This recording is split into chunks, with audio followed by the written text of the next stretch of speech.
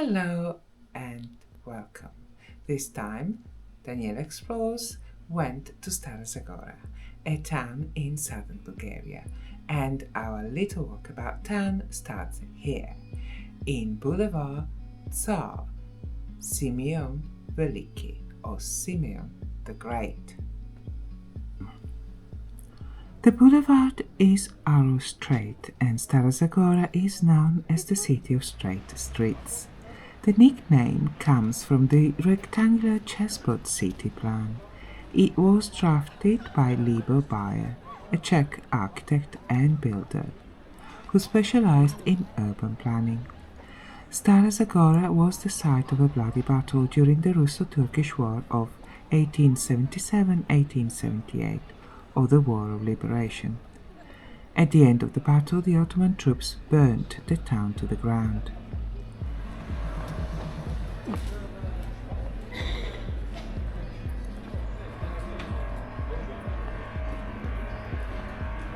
This part of town is flat and an easy walk, but progress is slow as I get distracted by the shops, especially Nedelya, which for me is the cake shop of Bulgaria. Probably not right, but in the Veliko Trnovo area, Nedelya means cake really, and of course also Sunday. This church is known as Saint Nicholas, but the full name is Saint Nicholas the Miracle Worker and Saint Tsar Boris Mikhail Baptist. The church was built in the early 20th century on the site of a church destroyed during the liberation of Bulgaria War. The church is a three-nave basilica. The green dome suggests that the church is dedicated to the saints, but green can be used also in churches dedicated to the Holy Trinity.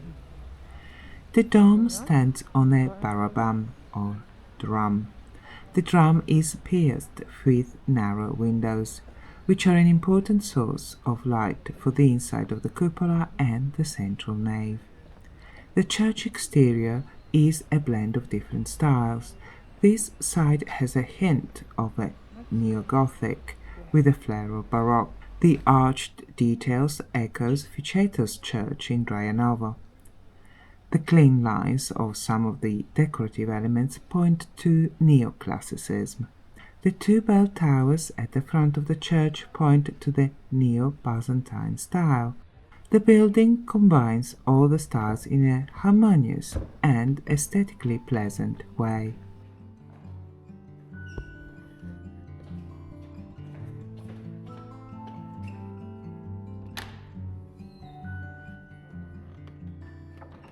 The frescoes are by two renowned local artists, Dmitry Gujanov and Nikola Kozhukarov.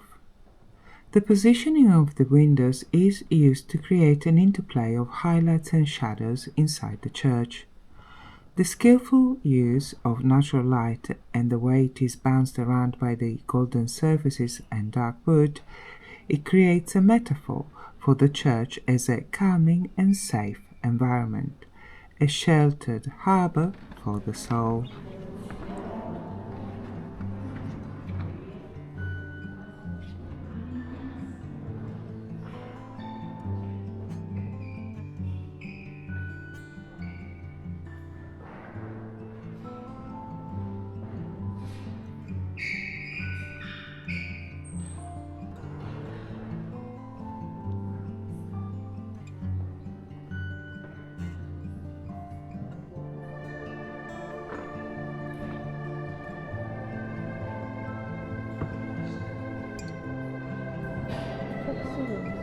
Yeah.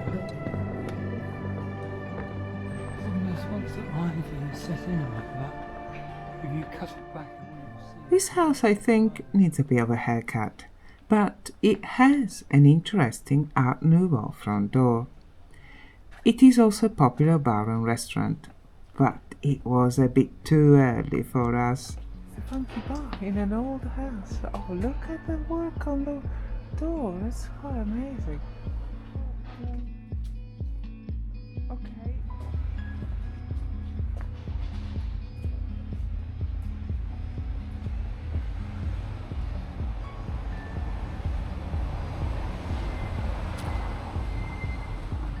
This park is dedicated to Stefan Stambolov.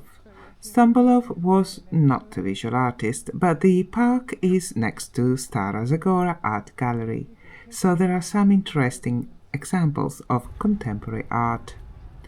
Stefan Nikolov Stambolov was a Bulgarian politician, journalist, revolutionary, and poet. He served as Prime Minister and Regent.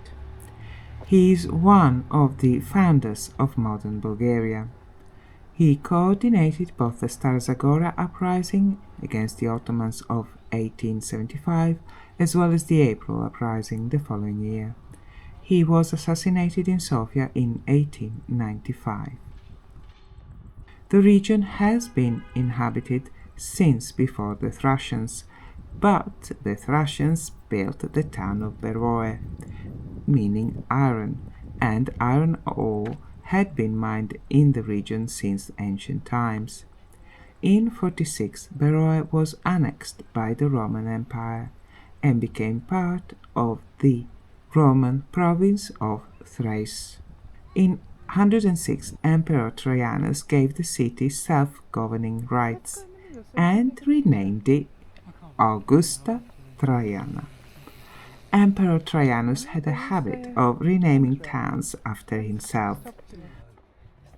There is no better way to tell everyone I am here and I am great than rename towns after yourself.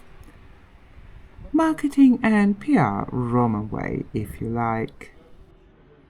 The city became the second largest economic, administrative and cultural center in the province, after Philippopolis, nowadays Plovdiv. These ruins tell of a busy town. Taverns, inns and shops line the streets. In old Augusta Traiana you could buy anything from fine imported pottery to the latest fashion in jewelry and cloth. Voices from all over Roman Thracia filled the streets, and the smell of spices, herbs and roasted meats filled the air. You could grab a drink or perhaps a snack as you made your way to the amphitheatre, where you could sink all your coins betting on the gladiators' fights. The amphitheatre is still in use, but today it hosts more acceptable entertainment, such as concerts and musical festivals.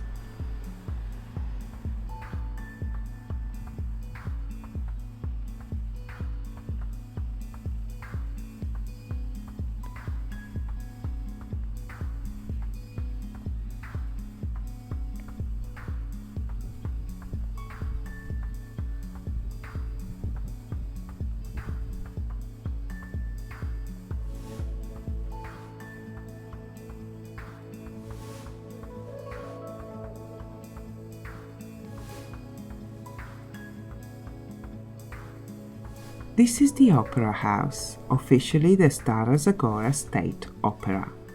Opera in Stara Zagora started off with the establishing of a permanent city orchestra in 1860. The passion for music culminated in 1925 with the premiere of the opera Gergana by Maestro Georgi Atanasov and the formal establishment of a professional opera troupe.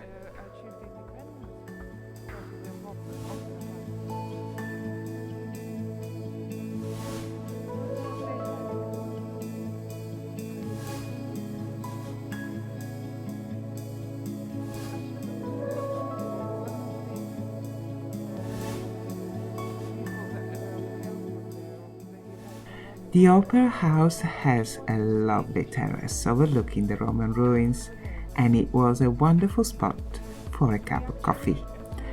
I felt quite posh sipping coffee with the opera on one side of me and Roman archaeology to the other.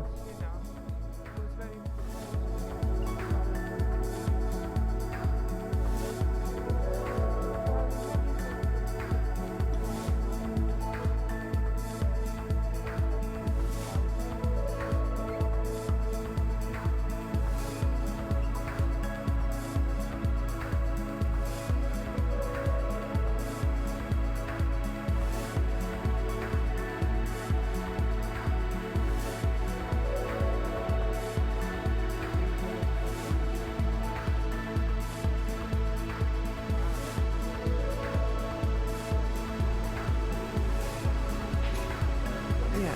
Coffee in Stara Zagora by the Roman Group and the Opera House.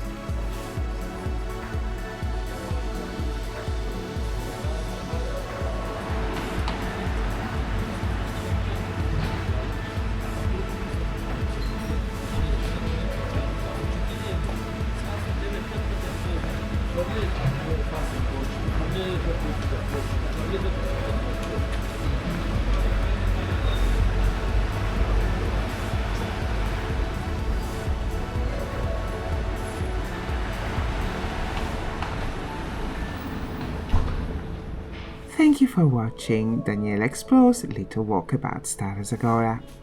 For more videos, please like and subscribe. I publish in English on Tuesdays, Italian on Wednesdays, and Bulgarian on Thursdays. Thank you for watching. Have a lovely day. Bye bye.